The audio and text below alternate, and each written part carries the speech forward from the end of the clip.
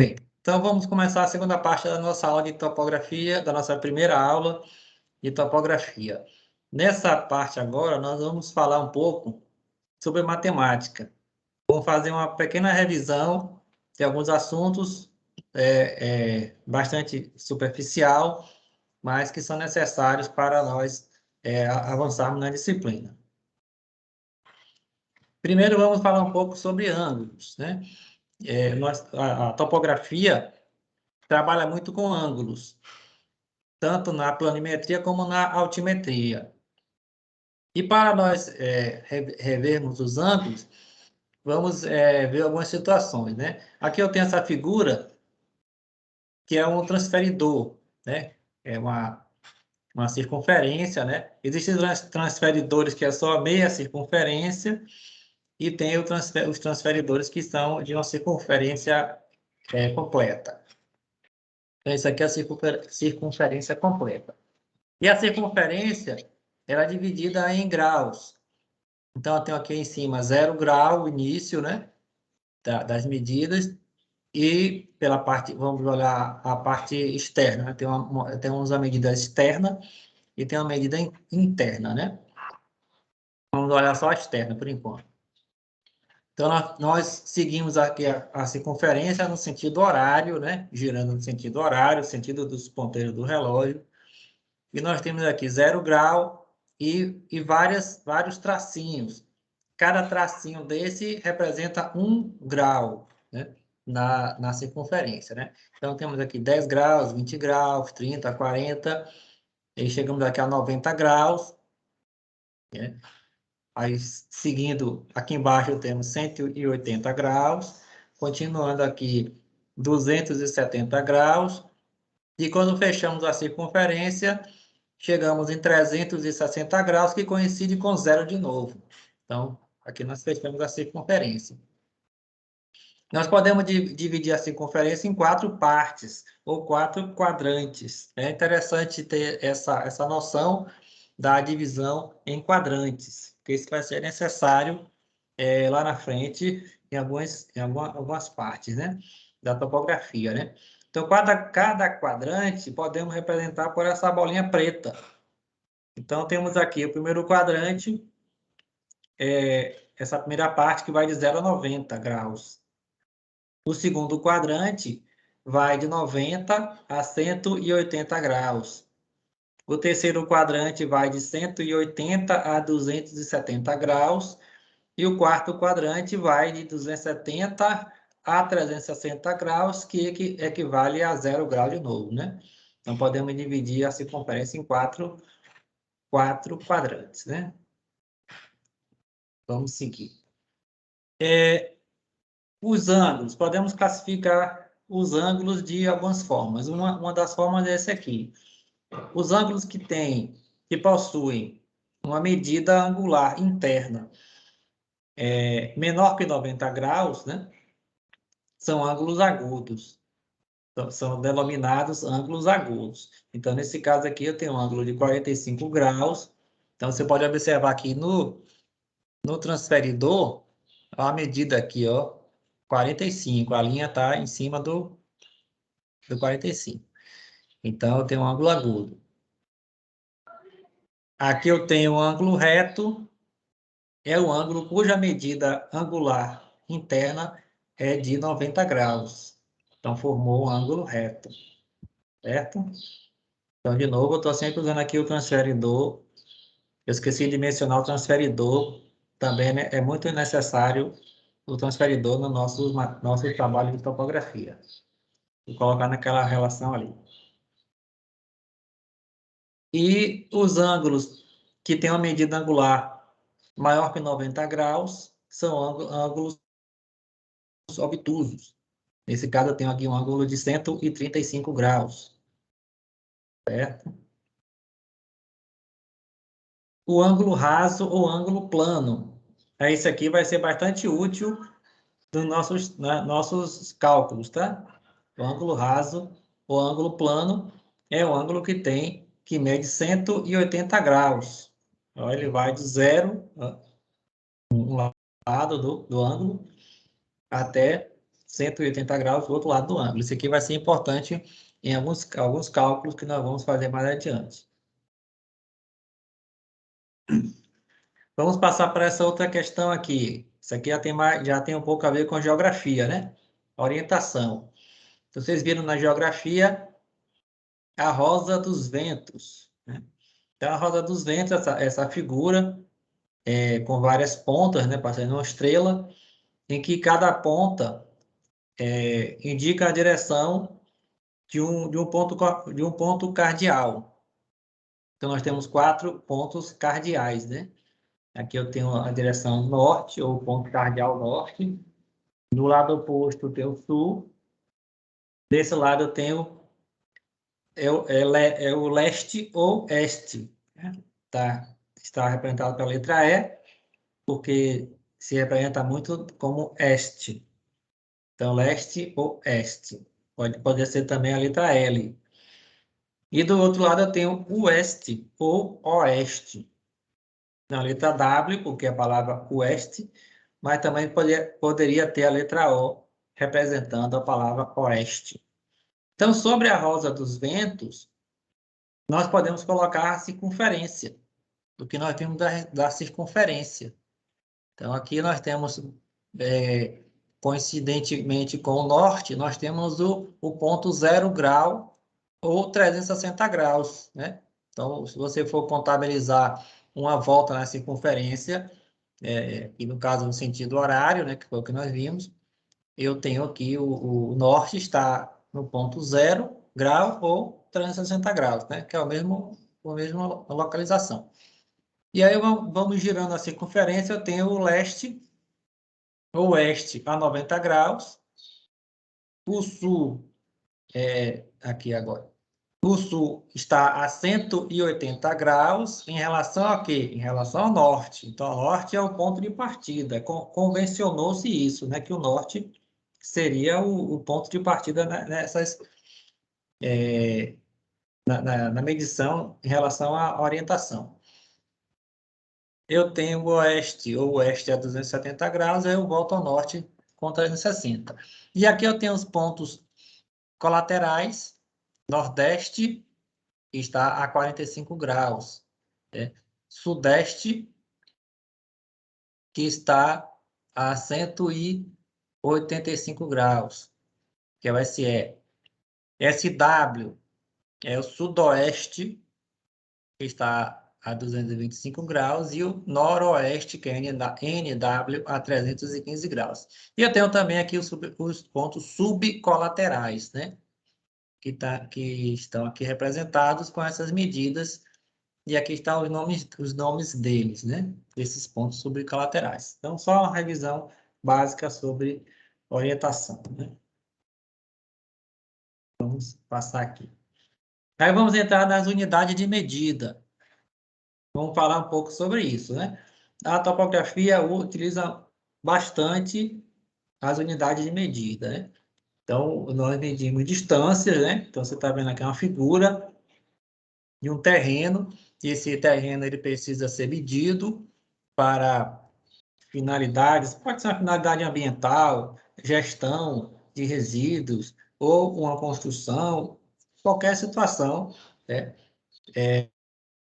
Ele precisa ser medido. Então, eu tenho que ter as medidas métricas do terreno.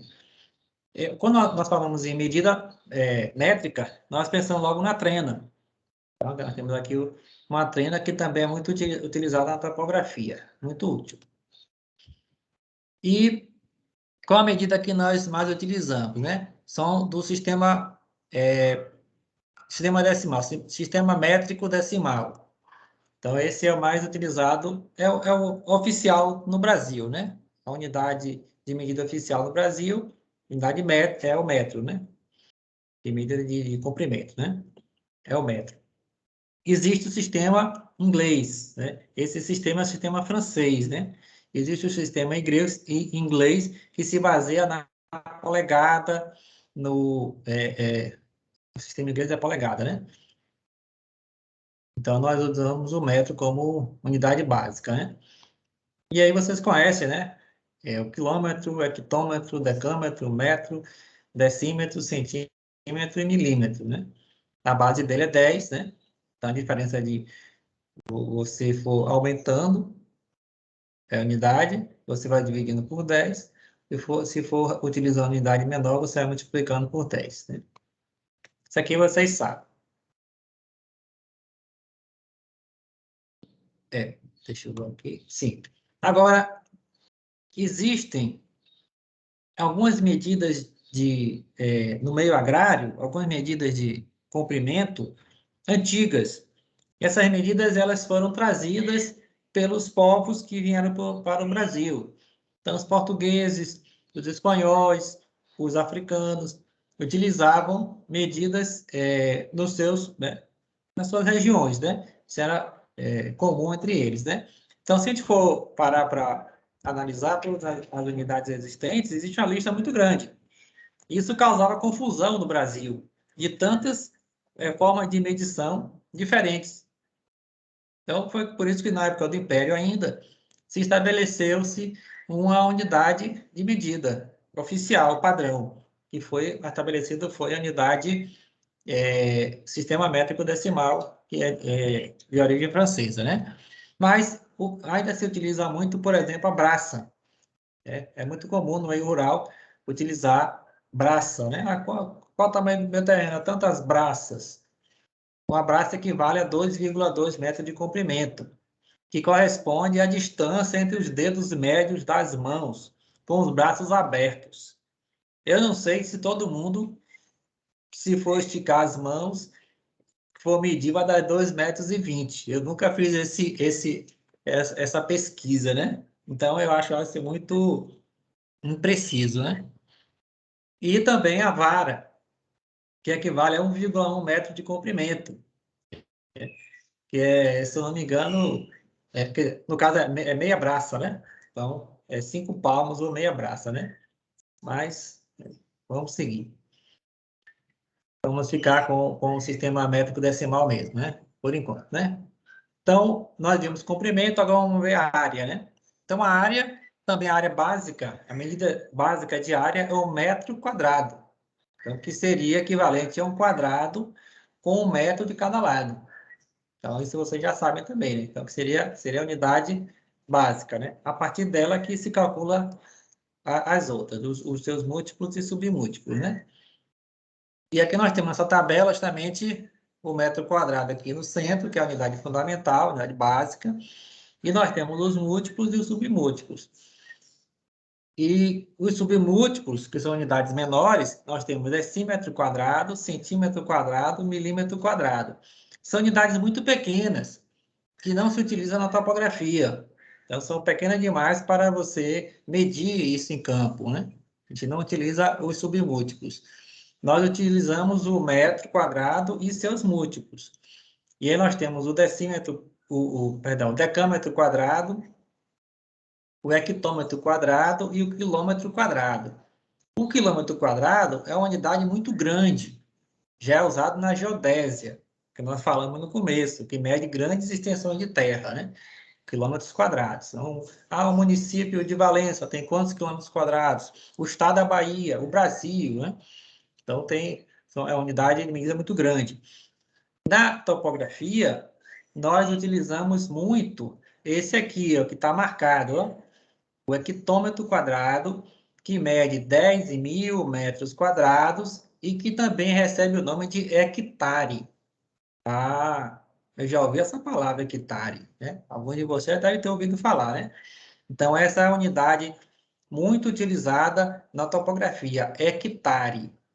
Existe o are, que equivale ao decâmetro quadrado ou 100 metros quadrados. O are, ele é pouco utilizado, né, na topografia, né? Utilizamos mais o hectare e também o metro quadrado, né? Mas a nossa unidade mais utilizada no meio rural, tá certo?